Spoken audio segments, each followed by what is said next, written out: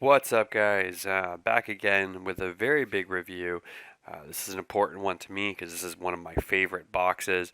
It has been my favorite box for quite some time.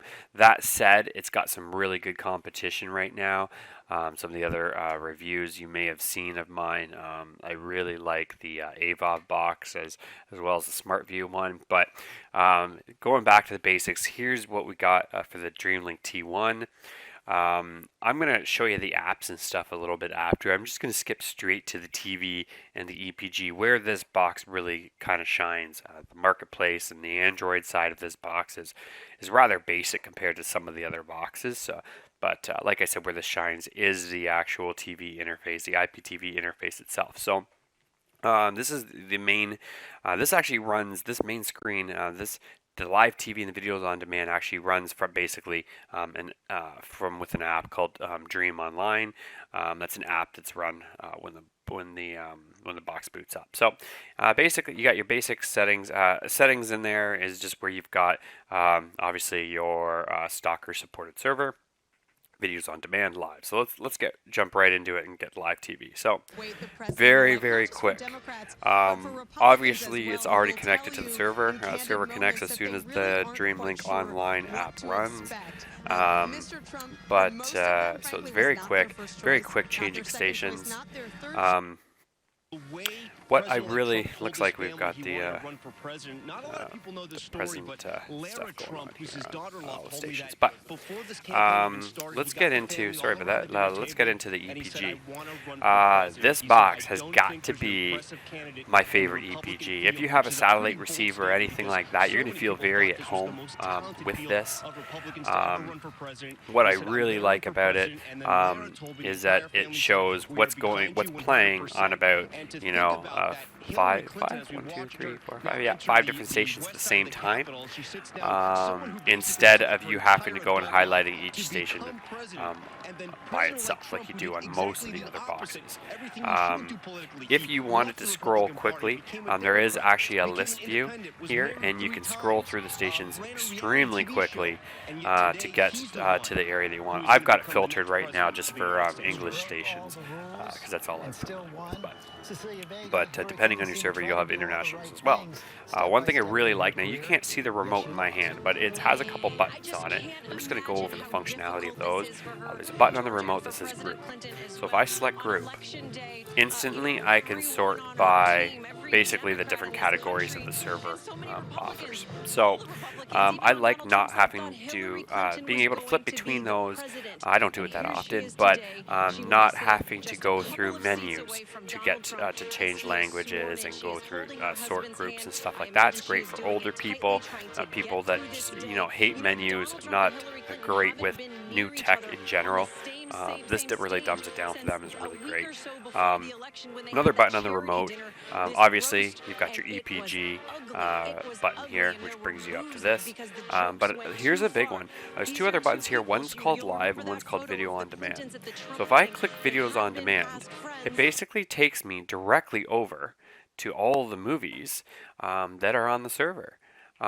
This is absolutely fantastic. Not having to go through menus. You just hit video on demand, one button on the remote, and it takes you right to the movies.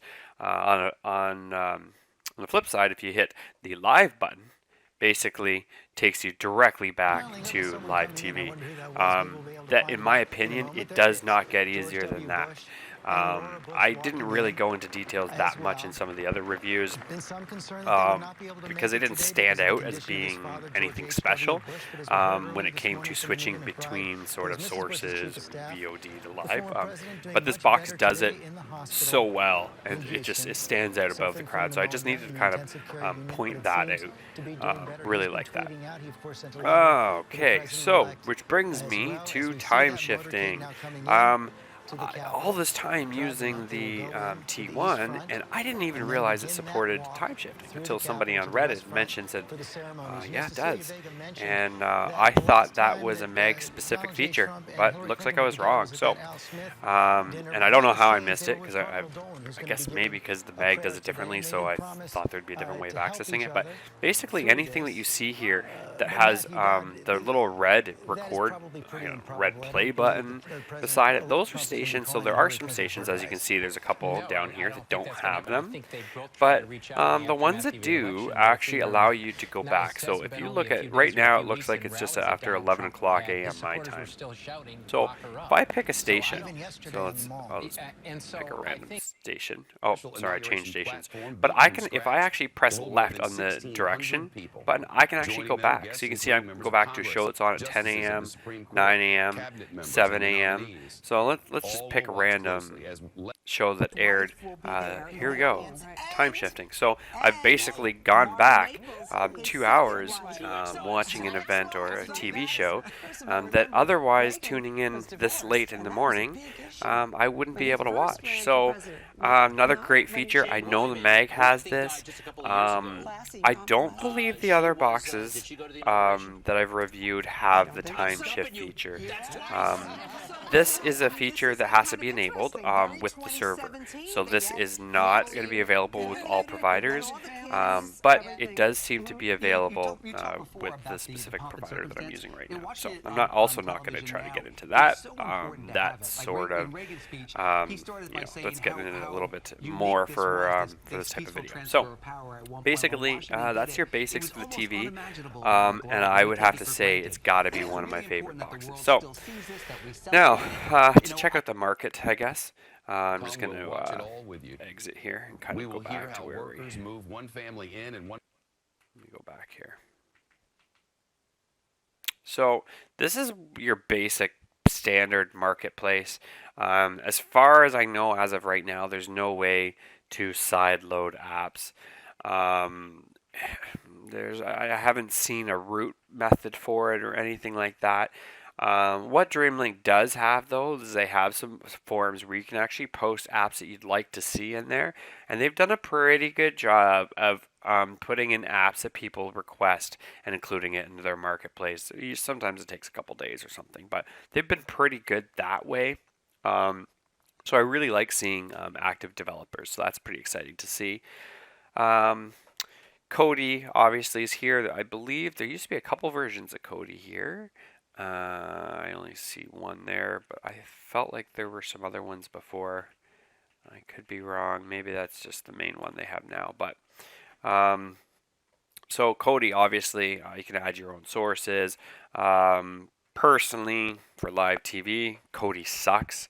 For IPTV, I'm not going to get into that in this in this video as well, but not a big fan of that. That said, it makes a great front-end player. If you've got local media, if you got a computer at home on the on your network, and you download a lot of movies, you download torrents or whatever, you want to get those onto the Android box, this is the way to do that through Kodi. So big fan of that. Other than that, any apps that you download will show up in here. Another thing, it's minor, but there is the speed test app, and I'll show you how quick it downloads and how the marketplace works. But I like the speed test app. It's good for troubleshooting to find out how this kind of speeds that you're getting on your device. I know with the Mag and stuff like that, obviously you can't do that on the Mag. So if you're troubleshooting, you've got buffering videos, you're blaming your server. Quite often it might not be the server at all. It might be your internet connection at home. You might have a great internet connection at home and you just don't have a great Wi-Fi signal, but you wouldn't know. This is a good way to test that. So as you can see, now that's been added to my apps here. So tools, I'll show you kind of what options are in there. Not a whole lot. And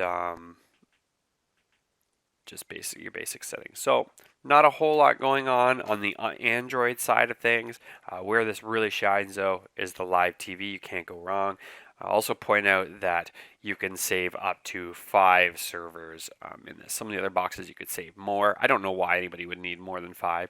Obviously, you can't be connected to all 5 at the same time, but you can switch between them. So if you're comparing, 2 different IPTV providers, you want one as a backup, very easy to switch back and forth. The physical device itself, I never got into this with the other review videos, but just people end up asking me. People don't like Googling stuff, but basically you got 2 USB ports. One's a USB 2, one's a USB 3. So the USB 3 is great if you're going to, say, put some movies on a USB stick and you want to load it up in Kodi. Obviously HDMI, Ethernet port, Wi-Fi. Also has optical audio out, which is kind of nice. And also has a built-in micro SD card reader as well. So overall, awesome box. It's a little bit more money than some of the other ones. It's on par with the AVOD TV Online 4. By the way, my pricing that I'm mentioning is pretty much in Canadian funds, but you're looking at about 125 Canadian for this box. So I hope that pretty much hits everything that you guys were asking about. I will post this up right away. Leave any comments or questions if you got any, and can't get